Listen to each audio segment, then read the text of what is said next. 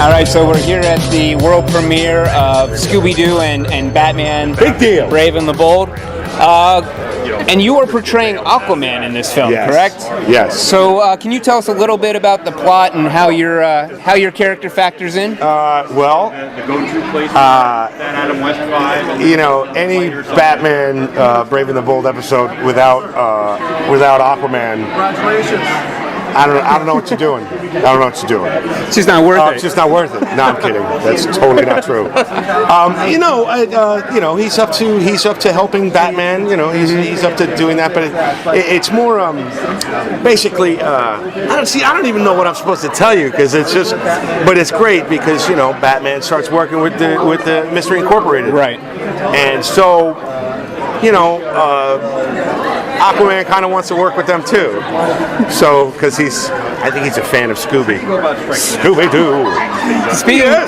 Speaking of being a fan of Scooby-Doo, were you a fan of Scooby-Doo? Absolutely. You loved these properties as a child? Did you have a favorite episode or encounter from those days? No, I mean, I always loved it when, any superheroes, when Batman and Robin, that was Sure. That was fun. The Harlem Globetrotters, of course, which were that was great. Any Don Knotts episodes, but it was a great show. It was really funny, and to get to work with like Frank Welker, the original Freddy, who's great. And I've worked with him before, but it's always great to get in the room with him. And everybody else is great. Matthew Lillard, great Delisle, Kate McCucci. It's just great. But then to get back in the booth with Diedrich again, and do this stuff it's just really great. I'm excited, and that's how Aquaman is in it. Well, let me ask you this about Aquaman. Sure. Aquaman, he's had sort of a resurgence over the last couple of years, but he was the butt of a lot of jokes for a long time. Why do you think that Aquaman had such a time getting respect from fans? See, listen, the whole Super Friends and the circles coming out and and the whole flying fish and the flying, it was kind of silly, but now everybody realizes that the Earth is 75% water, pretty much. So that means that Aquaman, if he's king of Atlantis, that means he's pretty much king of the world, and he's bringing it. He's protecting the majority of the globe. He's badass. Yeah. People forget how badass he is. So I just turned into Christopher Walken. That's crazy. But that's really the truth. He's just a butt of jokes, and now he's not. Now Aquaman is a badass. And we've it all started with me.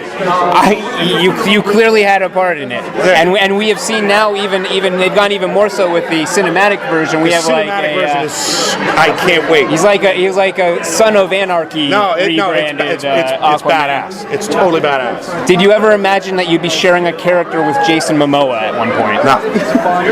He and I are two completely different types. What are the pros and the cons to this joint relationship? Just put those children over there and screaming children. Scream. Your fans are being held back.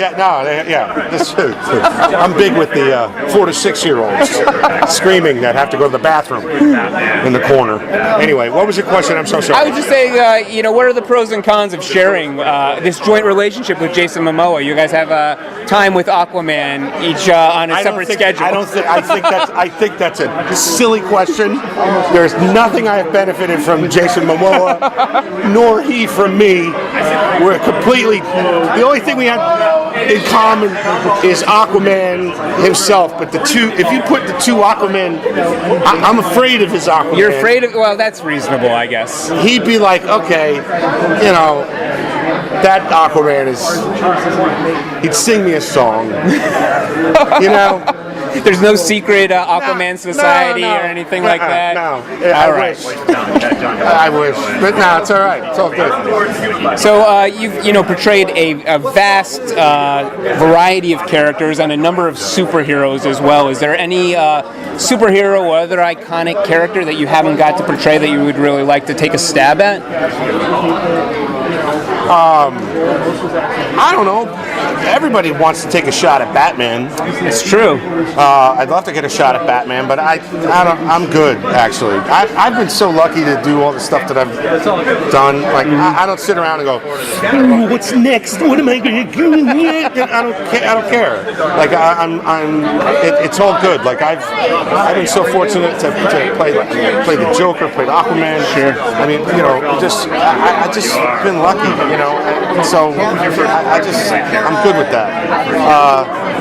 But if you twisted my arm and had a pistol, we won't do that. We won't do that. I know. I'd say Batman. Why not? I'd love to play Batman, but if I don't ever play Batman, I'm not gonna. It's not gonna be on my gravestone like so mad that I didn't get it. Never got to play Batman. Never got to play Batman. That's gonna be my tombstone. The defining moment. Yeah, that's it. That's it. Well, excellent. Let's wrap up by just asking, as someone who knows Aquaman in sort of a more intimate fashion than the average Joe, what can you tell us? What can you tell us that we might be surprised to learn about Aquaman that maybe we fans don't know? He's a briefs man. He's a briefs man? He's a briefs man. I don't think I was aware of that. No, he's a briefs man. That's some good insight. He's a briefs man. Yeah. Excellent. Total briefs. Excellent. Well, thank you so much, and definitely enjoy the premiere. Thank you, man. No problem.